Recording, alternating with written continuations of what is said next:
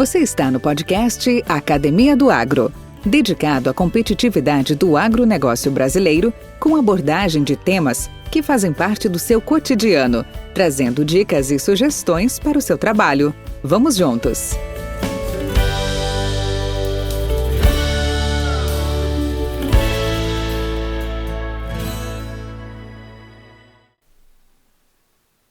Presidente da Associação Brasileira dos Produtores de Algodão, Abrapa, ele fala conosco através de uma entrevista virtual que, mesmo uma condição não presencial, são insuficientes para esconder a empolgação do agricultor ao falar sobre a revolução nos campos baianos.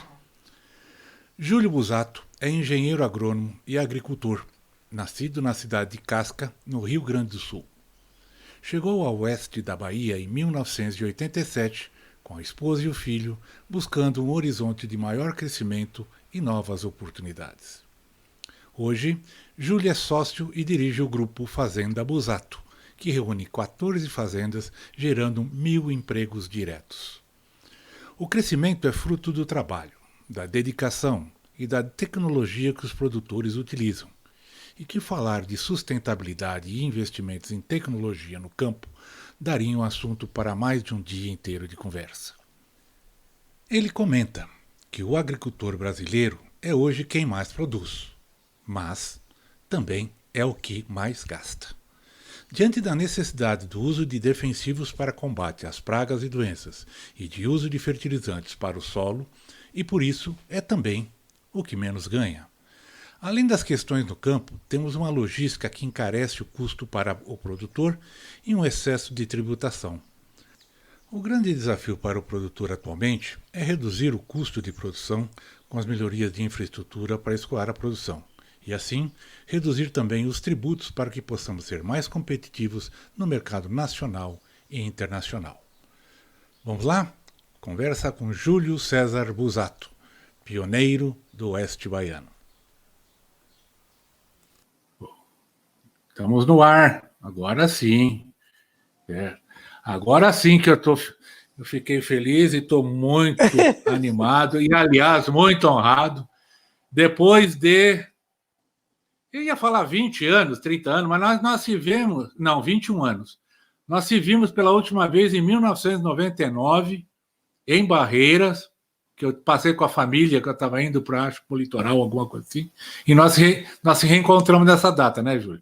Depois disso, acho que nós não se falamos mais. Não tivemos essa oportunidade. Apesar de eu acompanhar de longe a tua evolução, o teu crescimento, mas a gente nunca teve a oportunidade de estar conversando cara a cara, face to face, obstante não pessoal, né, por conta natural da distância e também dos isolamentos, mas eu acho que, antes de mais nada, eu estou conversando com um grande amigo que eu conheço há muitos anos, mas acho que muitos que estão nos ouvindo talvez não conheçam. Então, gostaria de apresentar a vocês a Júlio César Busato, aqui presente, do meu lado esquerdo, né, na tela aí, que, agrônomo como nós, empreendedor como nós, agricultor como nós, já foi muita coisa. Já foi vendedor, representante comercial de sementes, de insumos. Juntamente com a sua família, ele vai contar a história, que é a família Busato, o grupo Busato, vieram para a Bahia, para o Oeste Baiano, isso lá nos idos de 85, 87. É um grande produtor, ele vai comentar alguma coisa para vocês. Já hoje ele é um cidadão emérito baiano, tá? Reconhecido por toda a sociedade e comunidade baiana como cidadão baiano, fundador da associação da AIBA, para quem não conhece, a Associação de Agricultores Irrigantes da Bahia, isso lá nos idos de 90. Foi eleito também presidente da Associação de Agricultores Irrigantes da Bahia, a AIBA, já alguns anos depois, presidente da Associação Baiana dos Produtores de Algodão, que é a ABAPA, foi vice-presidente da Abrapa, Associação Brasileira de Produtores de Algodão. Também foi vice-presidente do Instituto Pensar Agro, que ele vai comentar também algo com a gente. E hoje nós estamos na frente do excelentíssimo presidente da Associação Brasileira de Produtores de Algodão, Abrapa. Então, com vocês, apresento Júlio César Busato e já começo com uma pergunta que sempre dou início das minhas entrevistas. E aí, Júlio, onde tudo começou? Conta um pouco de você, família, origem e até você chegar nesse momento de hoje. Bom dia, eu queria primeiro agradecer você pelo convite, né? E dizer que realmente a pandemia, pelo menos, trouxe algumas coisas boas, né? Que a gente não se encontrava há muito tempo e a gente parece que agora teve mais tempo para falar e para encontrar nossos amigos, mesmo que seja por essa ferramenta aqui.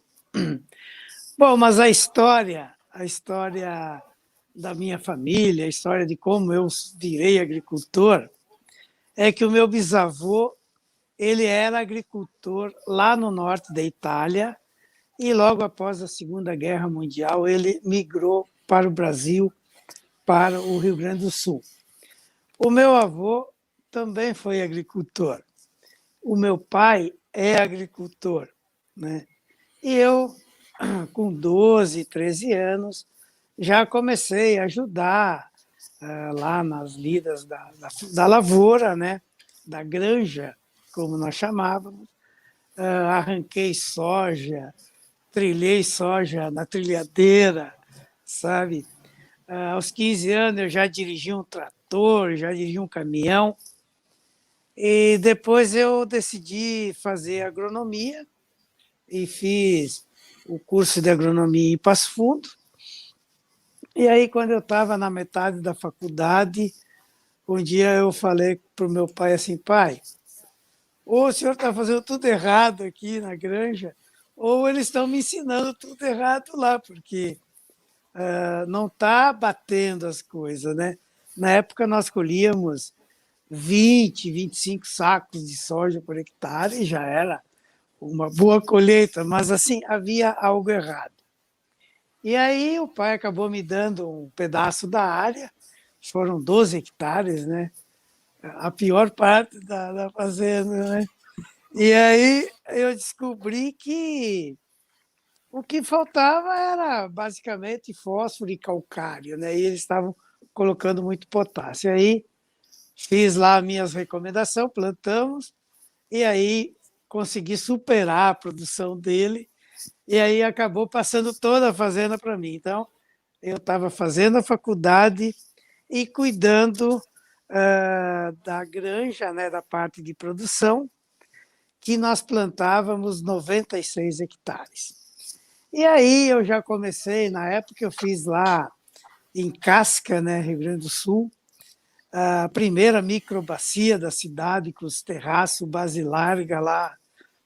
Imagina, para fazer um terraço base larga, tinha que fazer com arado, né? Porque não tinha terraceador e tal. Eu pegava o nível emprestado lá de Emater nos fins de semana, e ia medir as curvas de nível, e nós fazíamos os terraços.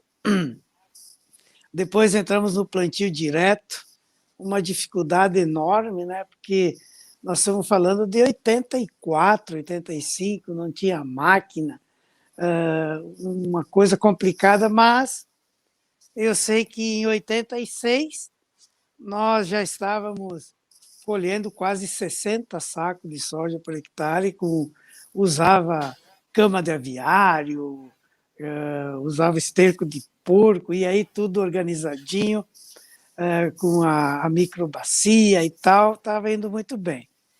Aí eu ia me formar, eu falei, pai, eu vou me formar daqui a 6 meses, e ou eu vou para a Bahia ou eu vou para o Mato Grosso, né? Aí o pai quase caiu duro, né? Porque, imagina, diz agora, filho, que está tudo certinho, que tu vai vir para casa, cuidar aqui da fazenda.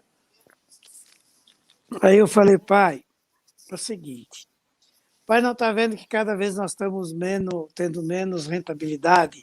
Nós estamos caminhando para um funil, né? E não adianta, esse negócio de grãos vai ser assim, nós precisamos expandir, crescer.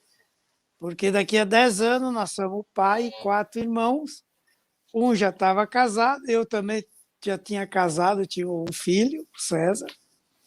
Eu digo, daqui a 10 anos nós vamos morrer de fome, pai, aqui com 96 hectares, né? E vamos lá, aí viemos, eu e o pai até a Bahia, conhecemos aqui, eu fui para o Mato Grosso, e aí decidimos pela Bahia, em função de que a gente queria fazer irrigação e uma proximidade do mercado do Nordeste. Apesar que eu tinha visto já que os dois lugares eram muito bons. E aí viemos enfrentar o Cerrado, né? Então, assim, hoje parece muito fácil, mas em 87 não era tão fácil assim. Nós não tínhamos estrada, nós não tínhamos telefone, nós não tínhamos hospital, nós não tínhamos escola, nós não tínhamos nada. Eu acho que o que tinha era uma vontade de trabalhar e crescer e uma oportunidade. Né? Mas vocês trouxeram, um CBT e a lona preta, né? Não, eu tive até a felicidade de que nós arrendamos uma fazenda, já tinha se iniciado, então tinha umas casinhas muito simples, mas pelo menos eu não fui embaixo da lona. E nós já viemos com uns trator bacana, uns Valmet 128, né? Então, traçado Muito ainda, bom. né? E aí, mas engraçado, Valdir, que na chegada da fazenda que nós vínhamos para conhecer, nós viemos com um Gol, né? E a fazenda tinha muita erosão também. Parece que era uma sina, que onde eu ia eu tinha que fazer terraço, recuperar, né? E ficamos atolados no areião lá, tipo um areião de duna de praia, assim, né? Com o golzinho atolado lá. Aí pegamos o macaco, aquele macaco sanfona, né? Que foi 3 rodadas com a graxa na areia, assim foi o macaco, né? Aí 2 da tarde, nós sentados no capô do Gol, assim, aí o pai me disse, filho, tu que estudou, tu acha que a gente consegue produzir soja nessa areia aqui?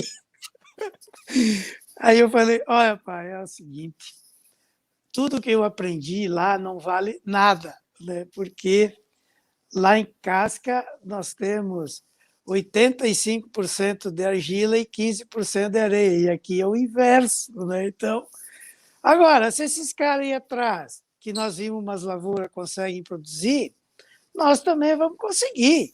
Ah, bom, filho, então tá bom. Aí desatolamos o Gol e fomos para lá. Mas assim, sabe o que aconteceu no final? Qual era a maior dificuldade? Não era a estrada, isso, falta de comunicação, distância. Demorava 6 horas para vir até a cidade mais próxima, que era Barreiras. Mas o maior problema era a falta de tecnologia, né? Que não tinha. Ninguém sabia que variedade plantar, estava tudo meio no empirismo aqui, né? E as pessoas, você não conseguia, as pessoas aqui não conheciam um trator traçado, né? E nem tecnologia, então tinha que trazer todo o pessoal do Sul. Na primeira safra, nós temos todo mundo, até a cozinheira veio lá do Rio Grande do Sul. E aí, só que as pessoas não se habituaram muito a essa dificuldade, né? Ficava 2 meses na fazenda, às vezes. Então, teve que formar uma equipe aqui. E já no 3º ano eu formei uma equipe, Valdir, e eu nunca esqueço que nós tinha 3 tratores, trabalhava 2 turnos, era 12 horas, né? E aí eu peguei o manual do trator, que eu estava treinando a equipe, e disse, vocês leiam esse manual essa semana que vem eu vou tirar as dúvidas com vocês. Aí na outra semana eu sentei com eles e disse assim, alguém tem dúvida? Aí ninguém tinha dúvida, né? Eu disse, ué, mas vocês pegaram um manual desse tamanho e ninguém tem dúvida? Dá aqui o manual. Aí fiz uma pergunta. Como é que funciona a embreagem do trator? Ninguém sabia.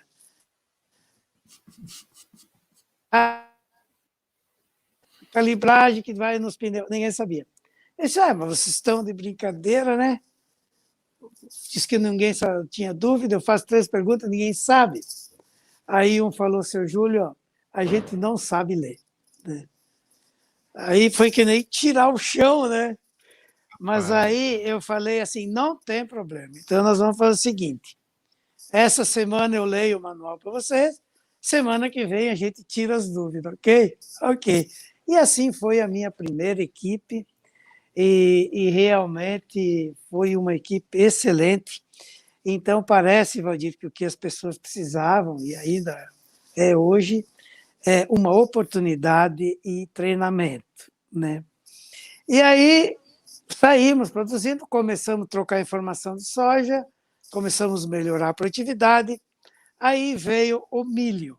Né? O milho é uma história até interessante, porque foi onde nós nos conhecemos. Né?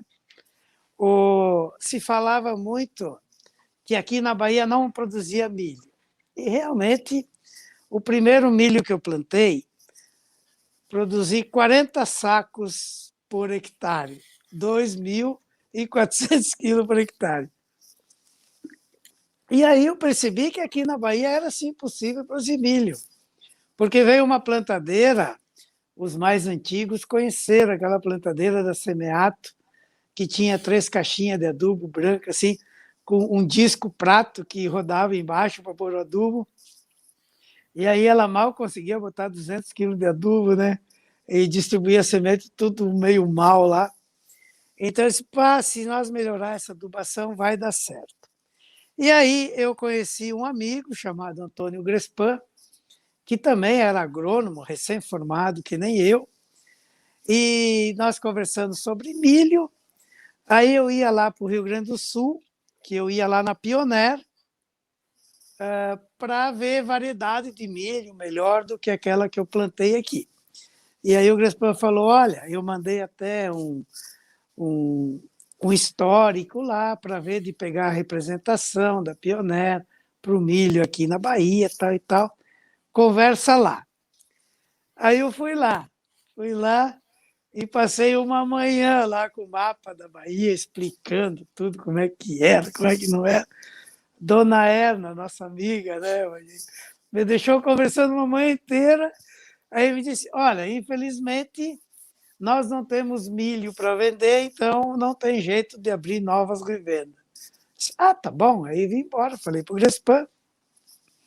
E aí fomos ainda atrás de buscar milho, até o dia que eu conheci você, Valdir, não sei se tu lembra, mas um dia você me chamou num hotel aqui em Barreiras e disse, eu sou da Pioneer, queria conversar com você.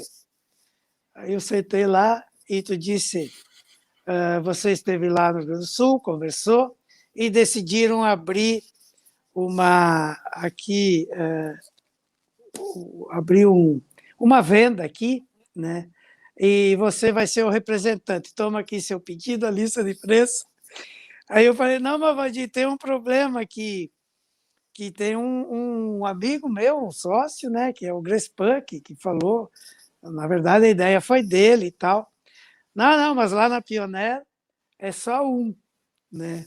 Sim, mas não é uma empresa? E uma empresa... Não, é o cara e a mulher dele que formam a empresa. Eu disse, então, a gente vai formar a empresa nós dois. Aí acho que foi a única empresa que teve lá dos representantes, ao menos na época era, né? Que era eu e o Grespan, mas ninguém era esposa ali, era sócios, né? E assim nós nos conhecemos, né, Valdir? Então, eu acho que foi muito bom, porque depois, aonde veio a grande transformação, eu acho, para mim, né? Por quê? Você lembra que quem vendesse mais tinha uma premiação, que era uma viagem para os Estados Unidos, para conhecer a Pioneer, para conhecer o sistema de produção. Ficava quase um mês lá, andando lá em Iowa e outros estados, conhecer produção. E eu tive a felicidade de conseguir essa viagem, e quem nos acompanhou foi o presidente da Pioneer brasileira, o Logan, né, que era um americano que tinha uma experiência enorme. E aí, chegando lá, eu acho que assim foi que nem abrir a minha cabeça e colocar um monte de coisa lá. Tipo assim, a conversa que nós tivemos no final, eu disse, Logan, pelo que eu vi aqui, o nosso potencial é muito maior do que desses caras aqui.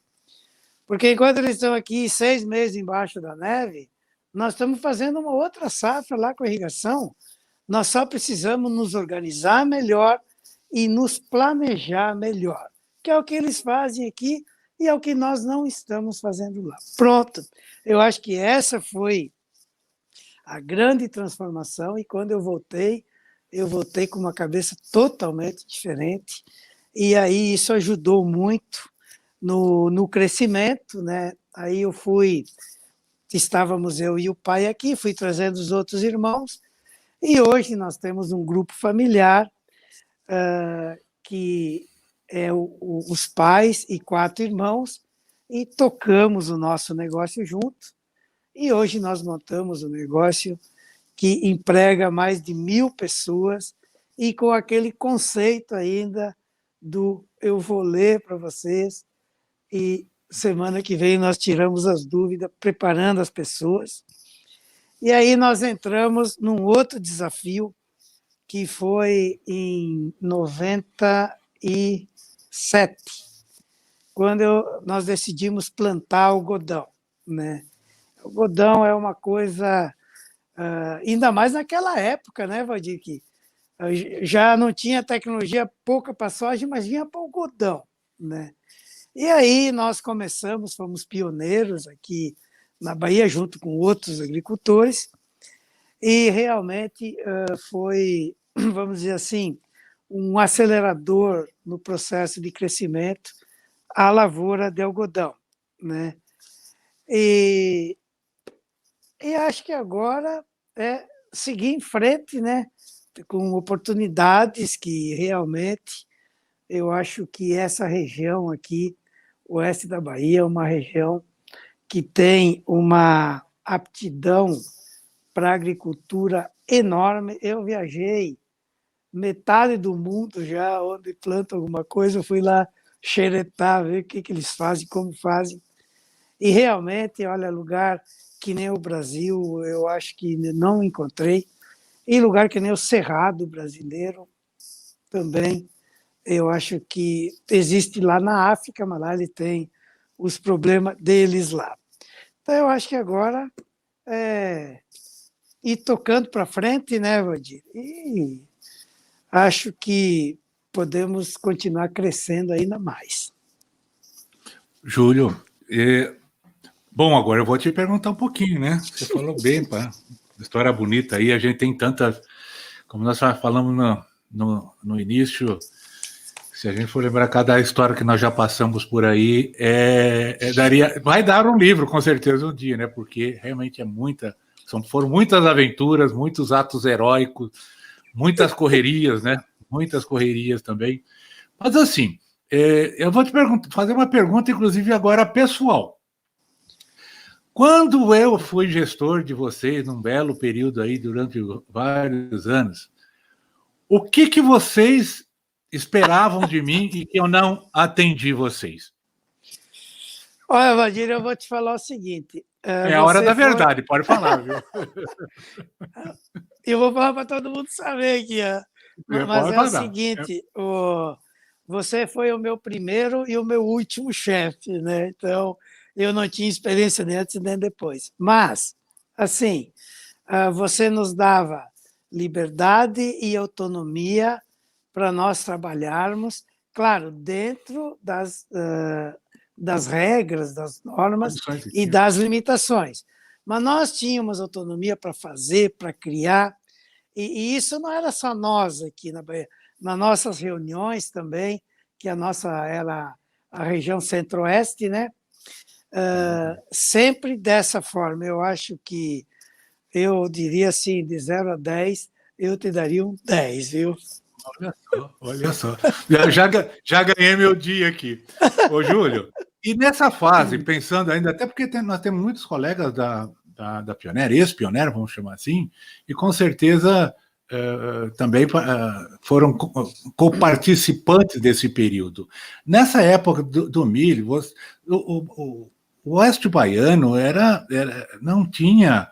Nós não tínhamos cultivares, não tínhamos ainda tecnologias claras, a questão de solos ainda era uma incógnita, a questão de infraestrutura era mínima, para não dizer nenhuma, as logísticas eram todas complicadas, só que nós sempre tínhamos um Nordeste que a gente chamava, que era uma boca aberta, né? Sempre precisando cada vez mais de coisas. E vocês, quando se tornaram nossos representantes, as nossas pontas de lança nesse mercado, foram os pioneiros mesmo e desbravadores. Tanto é que vocês eram conhecidos e são conhecidos até hoje como Doutor Milho. Quer falar alguma coisa de cultura de milho, você tem que falar. Tem que falar com o Júlio e tem que falar com o Crespan. Isso era notório. E, inclusive, tem várias histórias para contar sobre isso. Porém, quais foram o momento, nesse período, mais angustiantes que vocês passaram? Que dificuldades que você poderia lembrar? Tipo assim, cara, acho que a viola foi para o saco agora e tá. E o que você fez para não deixar ela ir para o saco? Não, Rogério, o que vocês fizeram? Eu acho que nunca existiu isso, na verdade, sabe? Porque, assim, primeiro, aquilo que eu falei, colhi 40 sacos de milho e consegui visualizar que o milho tinha potencial e que nós podia produzir muito mais, nós precisava tecnologia. E quando nós fomos buscar junto à Pioneer, além de trazer variedades novas, nós trouxemos as tecnologias também. Nós tínhamos o Cláudio Peixoto, nós tínhamos o doutor, como é que era o nome dele que vinha aqui? Doutor Suga, exatamente. E outros tanto, e toda a infraestrutura que a Pioneer tinha, e nós usamos muito isso aí. Então, nós já largamos na frente, por dizer assim. E nós chegamos a ter 95% do market share de semente de milho no oeste da Bahia, né? Mas isso por quê? Pela aquela credibilidade que a Pioneer e que nós tínhamos, né? E claro, nós tivemos problemas, mas assim, a verdade é que como nós nos tornamos os doutores milho? Porque não tinha tecnologia e nós estávamos trazendo tecnologia e fazendo as produtividades crescer cada ano, né? E sentava na frente do cliente com o talão de pedido e dizia assim, olha, você vai plantar tal híbrido, vai usar tal adubação, vai usar tanta semente, vai plantar tal época e você vai colher 120 sacos de milho. E o cara colhia mesmo. Então, quer dizer, era questão de ir lá e tirar o pedido. Por isso que tinha esse market share. E nós tivemos alguns problemas, porque, assim, no Brasil, era proibido de falar de ferrugem de milho, né? E uma vez nós plantamos uns híbridos novos que saíram da Pioneer, que eram muito produtivos, numa área irrigada, né? E aí a ferrugem bateu em cima lá, e eu, o Crespan, andando no meio do milho, nós já estava com a roupa marrom, assim, né? Que nós entramos de camisa branca e saímos marrom, né? E agora, o que vamos fazer? O que vamos dizer para o nosso cliente? Eu digo, olha, vamos dizer que a gente trouxe esse milho, que era uma variedade nova, e que tem esse problema. E ou aplica fungicida, que ninguém usava, né? Era parecia uma loucura, ou vai colher menos. Infelizmente, isso aí. E aí aquele medo, mas como é que a Pioneer vai ver isso? Se vai aceitar, se não vai. E aí, claro que vai aceitar. Aí nós conversamos e diz, olha, infelizmente é isso aí.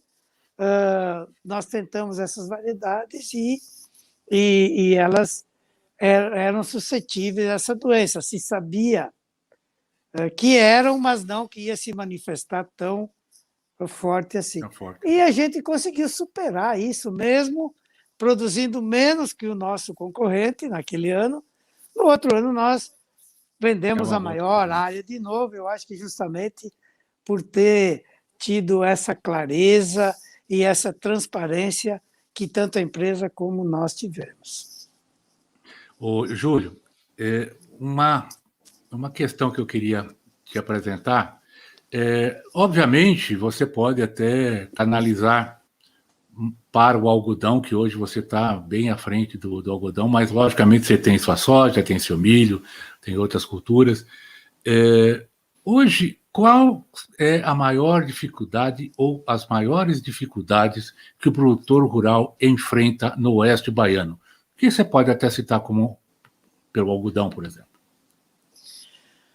Olha, Valdir, eu acho assim, eu acho que a gente trabalha em uma concorrência desleal a nível mundial. Vamos dizer assim, para nós continuar sendo produtor de algodão, nós temos que colher o dobro do que o nosso colega e concorrente produtor americano colhe. 4 vezes mais do que o produtor indiano, que é o maior produtor de algodão do mundo, colhe. E vender pela metade do preço que o produtor chinês vende pelo subsídio que ele tem lá. Então, eu acho que esse é o grande desafio. Então, quando você tem safras, produtividade e preço, você está muito bem, que é o que tem acontecido nos últimos 5 anos. Agora, quanto tempo isso vai durar? Né? Então, eu acho que é isso que nós temos que nos preocupar e é isso que nós temos que nos organizar. O que nós estamos fazendo para isso? Melhorando a nossa logística, diminuindo os custos de logística e aumentando a produtividade. E olha, o que nos manteve até hoje vivos é a produtividade que nós temos e a escala que nós temos, que isso também é muito importante. Porque, para tu ter uma ideia, a média do produtor americano de algodão é 300 hectares. Do indiano é 0,6 hectares. E do produtor brasileiro é acima de 2.000 hectares. Então, quer dizer, mesmo que a gente ganhe menos, nós vamos continuar na atividade. Agora, nós temos que ter sempre produtividade alta. E é essa busca incessante que a gente vem o tempo todo trabalhando nisso. Né? E de onde sai a tecnologia? Na verdade, a tecnologia que nós criamos aqui para a soja, para o milho, lá atrás, nós começamos em galpões sem paredes, né, onde nós juntava os produtores, fazia uma palestrinha lá.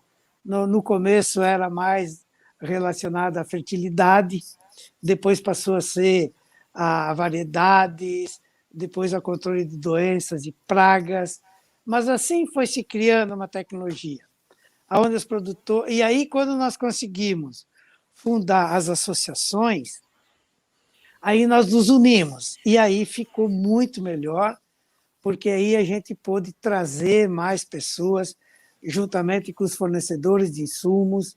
Olha, da Pioneer, quanta gente a gente trouxe para cá para nos ensinar a plantar milho aqui do Brasil, de fora do Brasil. E o mesmo foi acontecendo com as outras culturas, e é o que acontece no algodão hoje. Né? Então, isso que tem nos dado essas produtividades. Agora, não pode parar, é o tempo todo fazendo isso, o tempo todo fazendo isso, e nós precisamos, sim, cada vez produzir mais. O gastar menos, eu não sei como fazer, porque quem faz essa parte agora é o meu filho. O meu filho que veio com 9 meses, quando eu Olha me que beleza. embretei lá no Cerrado, né? O César, ele se formou em agronomia, a Isabela, outra filha que veio depois, também se formou em agronomia. Todos estão trabalhando hoje no grupo familiar, né? Mas o César é o cara hoje que faz o que eu fazia. Ele é a pessoa da produtividade e da tecnologia, né? E eu disse para ele, filho, olha, eu vou te dizer assim, você tem que aumentar a produtividade e reduzir o custo, né? Aumentar a produtividade, eu sei que tu vai conseguir. Reduzir o custo, eu estou tentando fazer isso já faz Não quase 30 consegui. anos e eu não consegui. Então, se tu conseguir... Mas realmente, para te ter um número, quando nós começamos a plantar o algodão custava $1.250 por hectare. Hoje custa $2.400, $2.500 por hectare. Então, realmente é difícil, só que nós colhíamos 240 arroba e hoje a gente colhe 300, 320, né? Então, realmente houve um crescimento na produtividade, mas houve um crescimento maior dos custos. A sorte acaba Entendi. sendo, no final, a escala que nos ajuda, né? Ô, Júlio, sem entrar no aspecto ideológico, mas já entrando, sempre vai se resvalar nessa disputa, né, de opiniões ou de idealismos, né, ou ideológico, como a gente chama. O Brasil hoje vive um momento no agro muito especial, vive aí, de forma geral, houve uma outra situação não tão favorável, mas na maioria das áreas do agro foram de sucesso, com boas produtividades, com bom retorno em função das mudanças cambiais, mudança de mercado, demanda, consumo, etc. E níveis de produtividade jamais vistos. Muito bem, ótimo. Isso aí é vamos chamar até de uma retrospectiva. O Brasil hoje o agro brasileiro é a locomotiva do país. Perfeito. E para frente, quais são as ameaças, na sua opinião? O que pode gerar inseguranças para um produtor? Porque a gente sabe que mercado é altos e baixos também, né? Nós temos momentos bons e temos momentos não tão bons. Nós temos aspectos incontroláveis, né? Tipo o ambiente, o aspecto climático. Na sua opinião, o que nos ameaça mais, o que nos atemoriza mais para o futuro em relação à legislação, comercialização, sustentabilidade ambiental, inclusive, né? O que você pensa disso? Olha, Valdir, eu vou te dizer o seguinte, hoje a grande preocupação é justamente isso. E eu estava conversando com a ministra Tereza Cristina há algum tempo atrás, e eu disse, olha, esse negócio de que o agro é que carrega o Brasil nas costas, o agro é que equilibra a balança comercial, o agro é o setor que dá certo. Nós viemos de 5 super safras. Todo ano nós estamos batendo o recorde. Tá? Mas não era assim, nós já tivemos problemas climáticos e problemas sérios. Então, o que nós temos que olhar é como está a rentabilidade do produtor. Certo? Então, o algodão hoje está, olha só, o algodão hoje está 80 centavos de dólar, Bolsa de Nova York, mas aqui, logo atrás, quando teve a pandemia, ele estava a 48 centavos. E o custo é 60 centavos. Né? Então, quer dizer, se o mercado não tivesse reagido, nós estávamos tecnicamente quebrados com a cultura do algodão. Tá? Soja, hoje se fala em 26, 28 dólares, mas eu já vendi soja a 9 dólares. Né? Lá atrás. Mas isso pode acontecer de novo? Pode. Né? É só sobrar soja. Então, se está vivendo uma euforia, e está vindo aí uma reforma tributária, né? E está vindo cobrança de tudo que é jeito nessa parte. Olha São Paulo. Olha o São Paulo, né? Não, e os estados, as prefeituras, todo mundo está querendo. Onde tem dinheiro? Os agricultores têm dinheiro. Mas será que é bem assim? E nos momentos difíceis, né? O governo vai gastar... Quanto a Europa gasta em Subsídio. 140 e não sei quantos, eu não sei, um mundo de euros lá para subsidiar os americanos, os chineses, né? Nós não vamos ter isso, porque o Brasil não vai ter isso, né? Então, eu acho que nós temos que tomar esse cuidado e nós temos que melhorar a nossa infraestrutura logística. E, olha, eu, quando me pergunto sobre isso, eu digo, olha, tem a Argentina aqui do lado, né, para os governantes. Vocês vão lá e dão uma olhada se vocês acham que o que eles fizeram lá com os agricultores foi certo e que deu certo para o país deles, é uma boa receita. Agora, parece que não deu muito certo. É bom ir lá ver, né? Então, eu acho que nós temos que estar trabalhando nisso com as nossas associações, com as cooperativas, com a CNA, com seja lá quem for. Tá? A Abrapa está trabalhando muito forte lá em Brasília, no Instituto Pensar Agro, junto com a Frente Parlamentar de Agricultura, para a gente barrar esse tipo de legislação, porque tem outras coisas também, né, Valdir? Vamos proibir o uso de defensivos agrícolas. Olha que legal, né? E como é que nós vamos produzir? E assim, a mídia tem ajudado muito nessas questões, né? E a imagem do produtor está muito denegrida perante a sociedade. Ninguém sabe que, em 1970, quando começou a tal da Revolução Verde no Brasil, uma família usava 45% da sua renda para se alimentar e hoje usa 12%. Isso graças a quem? Graças aos agricultores que foram lá, desenvolveram tecnologia e que produziam e que conseguem produzir comida barata, abundante e de qualidade para uma população, né?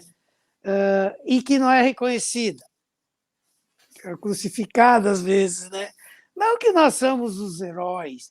Eu acho que essa conversa não é interessante.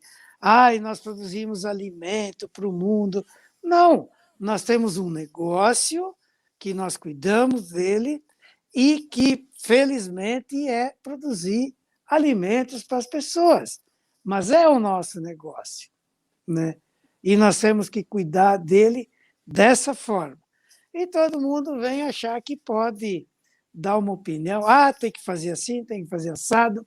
Lá fora, então, estão esculhambando com a gente o tempo todo, né? Com mentiras, com coisas que não existem. É verdade. Pois é, aí quando a gente diz, não, mas espera aí, aqui na Bahia nós fizemos um trabalho, o seguinte, a Embrapa Territorial mediu quanto os produtores preservaram do cerrado nas suas propriedades. 35% das propriedades. Quer dizer, nós compramos 100 hectares, usamos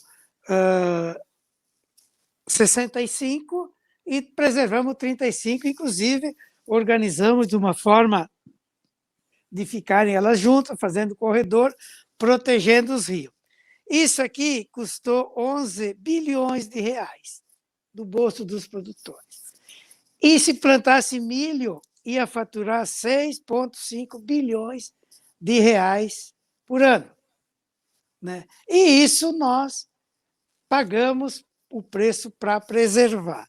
E somos culpados de destruir tudo disso, daquilo. Agora, quando a gente vai para uma discussão e mostra esses números, aí eles ficam sem argumento, porque realmente, contra os fatos, não tem argumento, né?